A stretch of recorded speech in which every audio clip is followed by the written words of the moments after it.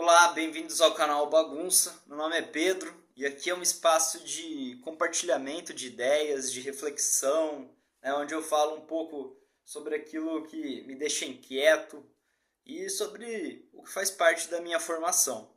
E hoje eu gostaria de trazer aqui, compartilhar com vocês um pouco da obra Realismo Capitalista, do Mark Fisher, um filósofo, um pensador britânico que infelizmente morreu no ano de 2017, mas deixou uma obra muito interessante para discussões sobre a contemporaneidade, sobre os problemas da contemporaneidade, principalmente aqueles que se encontram dentro da lógica capitalista.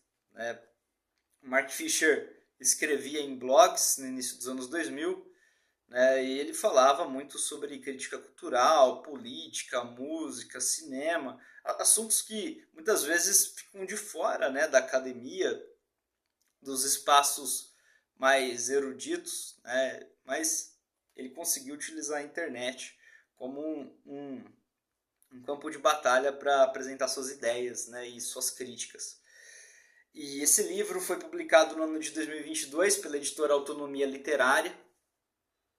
E eu gostaria de falar um pouquinho, trazer algumas reflexões sobre o capítulo Impotência Reflexiva, Imobilização e Comunismo Liberal. O Mark Fisher ele vai trazer uma inquietação que ele observou em sala de aula. E esse capítulo me chamou a atenção também porque eu sou professor e também enxergo na sala de aula situações que ele trata, que é uma espécie de falta de engajamento entre os alunos. E não somente entre os alunos, essa falta de engajamento hoje parece geral, os colegas, pessoas do dia a dia, essas pessoas compreendem que existem problemas, que o mundo está repleto de problemas, mas que a impressão é que não se pode fazer nada contra esses problemas. Os problemas são muito maiores, são gigantescos e a gente fica impotente diante deles. E o que o Mark Fisher fala é que isso, na verdade, é uma visão de mundo construída. Não é algo natural. E além dessa visão de mundo construída, o que ele chama de impotência reflexiva, também vem acompanhado de uma série de transtornos mentais, transtornos psicológicos, como depressão, como crises de ansiedade, que acabam bloqueando as possibilidades de politização. Tudo isso daí faz parte de um modelo onde a ação ela é reprimida. Mas ela é reprimida não pela força, mas com outras estratégias. É interessante porque ele vai até descrever o modelo de depressão hedonista, onde o sujeito ele deixa de agir porque ele só consegue buscar prazer. Isso daí é muito comum, principalmente na lógica das redes sociais. A impressão que dá é que a gente não consegue fazer nada que não nos agrade. Eu vejo isso. Às vezes você pede para um sujeito, um aluno, fazer um exercício, ele não quer fazer porque aquilo não vai lhe trazer prazer, como se a nossa vida fosse somente a busca do prazer, e o prazer imediato, porque sabemos que a escola ela serve como um caminho, para você no futuro ter uma vida melhor, talvez, não sei, uma visão bem tradicional, de escola, mas que lá na frente você vai ter o prazer, Agora, hoje em dia, o sujeito quer ter o prazer imediato, Por isso que tantos jogos de celular, aplicativos e recursos das redes sociais trabalham com isso, com o prazer imediato, Deixa o sujeito viciado nessa sensação. E daí é interessante porque o Mark Fisher vai buscar, no filósofo Deleuze, a ideia da sociedade de controle. Essa ideia de sociedade de controle, o Deleuze constrói como uma contraposição ao que o Foucault falava de sociedade de controle. Porque no modelo de controle do Foucault, o sujeito ele é aprisionado, ele é educado para ser oprimido, né? Agora, no caso do Deleuze, que o Mark Fisher fala, somos controlados, mas somos controlados num ambiente de liberdade. Isso daí é algo incrível, né? Porque liberdade e controle parecem ser coisas opostas, mas não nessa situação que ele coloca, né? E aí é interessante porque somos controlados justamente nessa postergação indefinida, como o Mark Fisher coloca. Ou seja, né, você tem a liberdade, mas você precisa realizar algumas ações para poder viver nessa liberdade, né? E essas ações que te aprisionam. Por exemplo, ele fala aqui do trabalho e da educação, né? A questão do trabalho hoje, nós somos praticamente condicionados a trabalhar 24 horas por dia, né? Quem trabalha,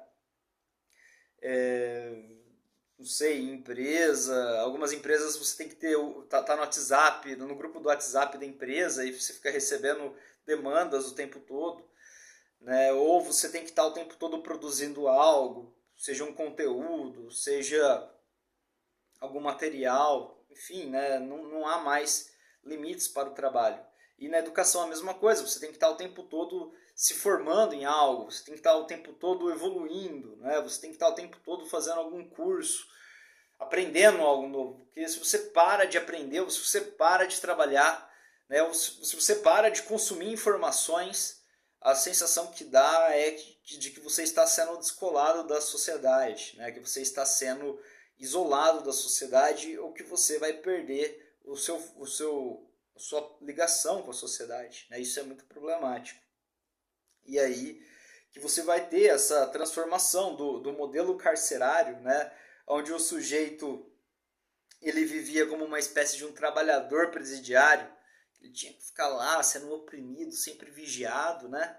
Para o modelo onde você tem o sujeito viciado e endividado, né? As pessoas viciadas em prazer e endividadas, né? Porque basicamente o que nós fazemos o tempo todo é consumir, né? Veja só, né? A internet ela é uma porta para o consumo, né? Você tem que estar o tempo todo consumindo algo, né? E geralmente esse consumo envolve gastos financeiros, né?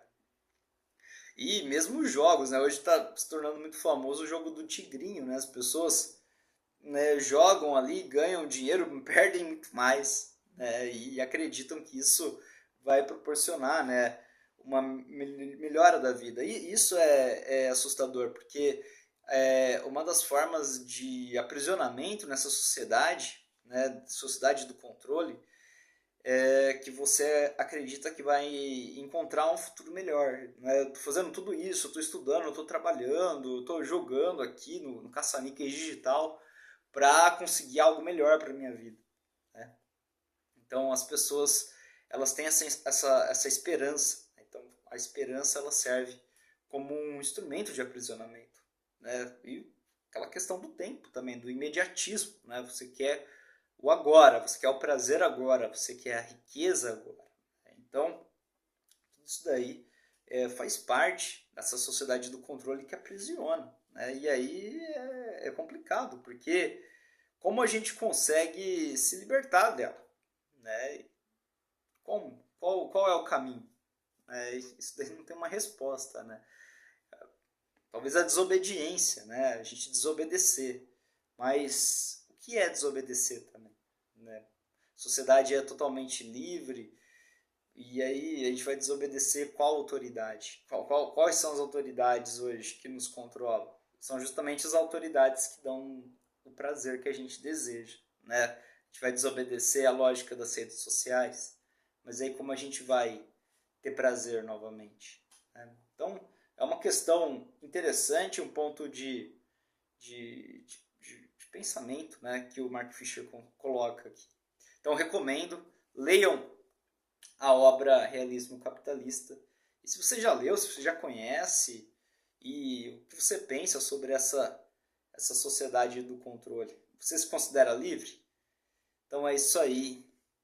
Até mais. Obrigado.